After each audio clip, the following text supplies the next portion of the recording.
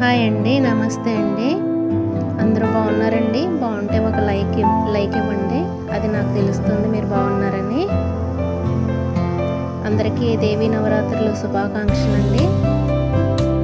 ఇప్పుడైతే నేను మష్రూమ్ జీడిపప్పు కర్రీ చేసి చూపించుతాను. బిర్యానీ కూడా వేస్తున్నాను దీంతో పాటు. చూడండి, మష్రూమ్ అయితే బయట నుంచి తీసుకొచ్చారండి 2 ప్యాకెట్లు. ఒక్కో ప్యాకెట్ వచ్చి ఇక్కడైతే 50 రూపాయలంట. వీటినైతే ఒక్కో మష్రూమ్ని పెద్దదైతే 4 ముక్కల కింద, చిన్నదైతే 2 ముక్కల కింద కట్ చేసి పెట్టుకున్నాను. మష్రూమ్ అయితే మామూలుగా చన్నీటితో కడగకూడదండి, వేడి నీటితో కడగాలి. ముందుగా మరిగించి పెట్టుకున్న వేడి నీళ్ళు తీసి పక్కన పెట్టుకున్నాను. అవి కొంచెం చల్లారిన తర్వాత మష్రూమ్ ముక్కలు కట్ చేసి పెట్టుకున్నాం కదా, అవి నీటిలో వేసుకుని వేడి నీటిలో వేసుకుని కడుక్కోవాలండి. కొంచెం పసుపు, ఉప్పు కూడా వేసుకుని దాంట్లో ఒక 5 నిమిషాలు, నీళ్ళు అయితే కాలుతున్నాయి కదా అందుకని చెప్పేసి నేను గరిటతో కడుగుతున్నాను. ఏదైనా సరే నేను ఉప్పుతో అయితే బాగా కడిగేస్తాను. కూరగాయలైనా సరే, ఆకుకూరలు అయినా సరే, ఇంకేదైనా సరే.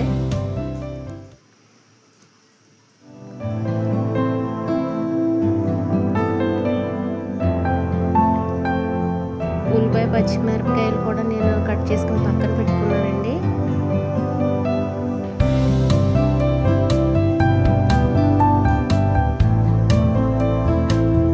ఇవి ఉప్పును, పసుపు వేసి అలా పక్కన పెట్టుకొని అవి కూడా ఉల్లిపాయ, పచ్చిమిరపకాయ మగ్గించుకుందాము.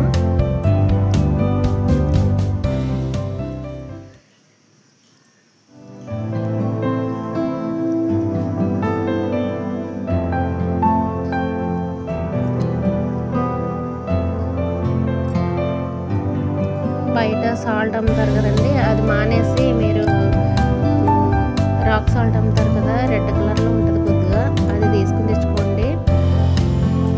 ఆ సాల్ట్ అయితే మంచిదని చెప్పేసి మేము ఇంకా అదే వాడుతున్నాము.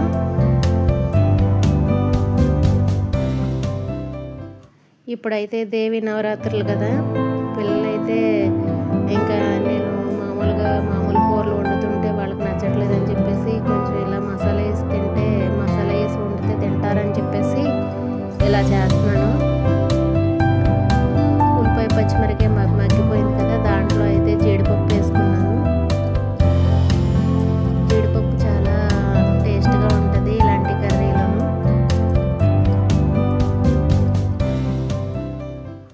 ఉల్లిపాయ, పచ్చిమిరపకాయ మగ్గిపోయిందని చెప్పేసి మష్రూమ్స్ మనం కడిగి పెట్టుకున్నాం కదా, వాటిని కూడా వేసేసుకున్నాను.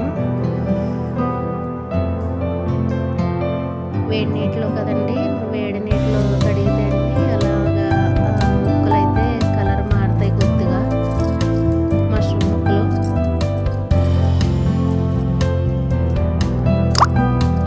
ఇది మటన్ కర్రీలానే ఉంటుందండి. ఇది కూడా మష్రూమ్ ముక్కలు వేడి నీటితో కడుక్కున్నాం కదా, అవి వంపేసి మళ్ళీ 2 సార్లు చన్నీటితో కడుక్కోవాలి. కడుక్కొని బాగా పిండేసి ఇందులో వేసేసాను. ఇప్పుడైతే దసరా హాలిడేస్ కదండి, అందుకని చెప్పేసి పిల్లలు ఇంట్లోనే ఉన్నారు. పెద్ద అబ్బాయి అయితే హాస్టల్లో ఉంటాడు, చిన్నోడు ఇంటి దగ్గర నుంచి వెళ్తాడు. వాళ్ళ కోసం అయితే పిల్లలు ఇంట్లో ఉన్నప్పుడు రకరకాలుగా వంటలు ఏదైనా చేసి పెట్టాలి కదా. ఎంత ఇంట్లో చేసినా సరే వాళ్ళు ఏంటో బయట తినడానికి ఎక్కువ ఇష్టపడుతూ ఉంటారు. కారం వేసేసుకొని అల్లం వెల్లుల్లి పేస్ట్ కూడా గ్రైండ్ చేసి పెట్టుకున్నాం కదా, అది కూడా వేసేసాను నేను.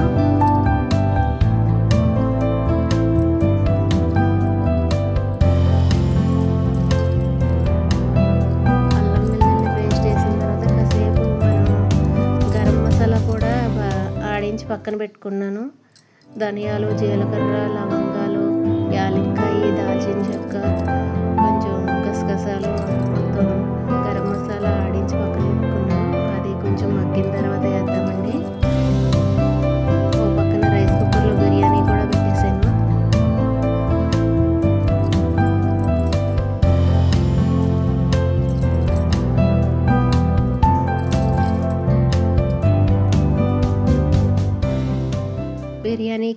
మసాలా దినుసులు ఉంటాయి కదండి, జాజికాయ, జాపత్రి అలాంటివి, అవన్నీ వేసేసి అల్లం వెల్లుల్లి పేస్ట్ వేసి కొంచెం నెయ్యి వేసి పెట్టాను.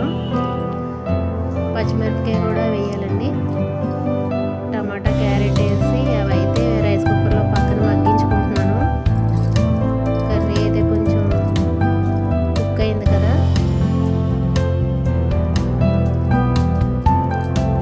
వంట చేయడానికండి నేను అసలు ఎక్కువ టైం తీసుకోను. ఒక గంట కూడా తీసుకోను. 3/4 గంట టైం తీసుకుని వంట అయితే చకచకా చేసేస్తాను.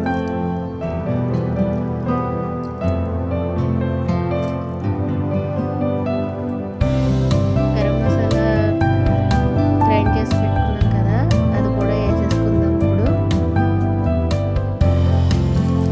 మష్రూమ్ జీడిపప్పు మసాలా కర్రీ అనేది.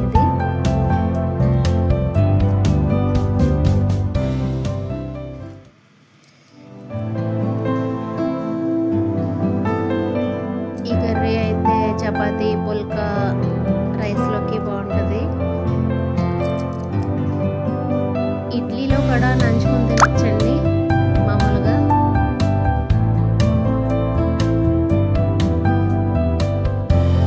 ఇడ్లీలో తిన్నా కూడా బాగుంటుంది ఇది. ఈ వంట అయితే నేను నిన్న నైట్ చేశానండి, నైట్ టైము.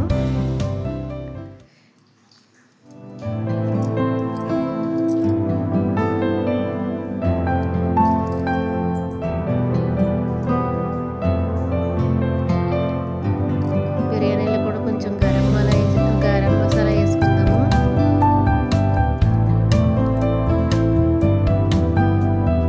బాస్మతి రైస్ అయితే నేను కడిగేసి పక్కన పెట్టుకున్నాను, అది కూడా వేసేసుకుందాం ఇందులోను.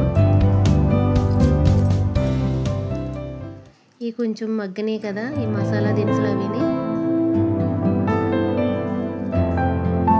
బాస్మతి రైస్ కూడా వేసేసుకుని కలుపుకుందాము.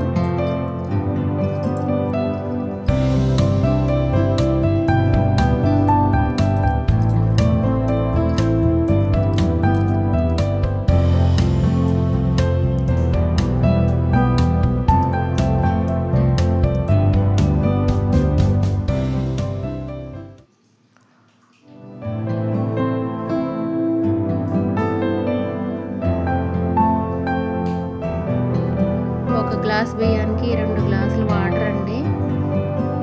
బాస్మతి రైస్ కదా, 2 గ్లాసులు ఫుల్గా కూడా పోయకపోయినా పర్వాలేదు, కొంచెం తగ్గించవచ్చు. బాస్మతి రైస్ అయితే అయిపోయింది చూడండి, బాగా కనిపిస్తుంది కదా, పొడి పొడిలాడుతూ బాగుంది కదా.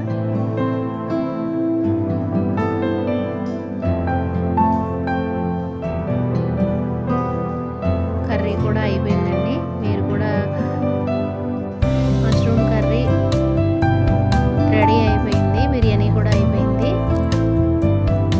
సర్వ్ చేసుకుందాము ఇప్పుడు.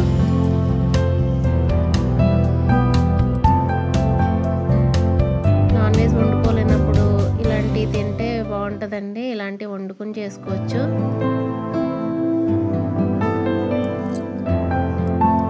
నాన్ వెజ్ తినలేని వాళ్ళు ఇలాంటివి చేసుకోవచ్చు.